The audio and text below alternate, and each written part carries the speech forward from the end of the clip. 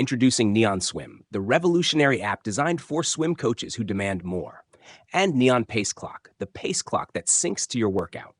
Another one of Neon Pace Clock's unique features is the ability to show rep counts and play a send-off sound when swimmers are supposed to push off the wall. Let's take a look at how easy it is to do.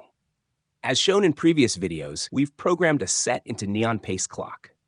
All we have to do now is tap the clock. Tap Options in the bottom left. And we see a switch to show the rep count. Let's turn that on. There's also a slider to show how long the rep count will show. Let's set that to 10 seconds.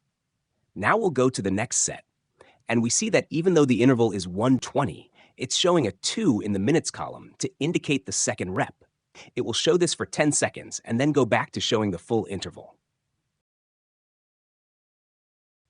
To enable send-off sounds, we'll go to the Settings panel, then Pace Clock, and let's set the tone feature from off to the tone we want to use. Now it will play 3 send-off sounds, 5 seconds apart at the start of each interval. Let's skip ahead to the next interval to take a look, and we can see that rep count and send-off sounds can be used simultaneously.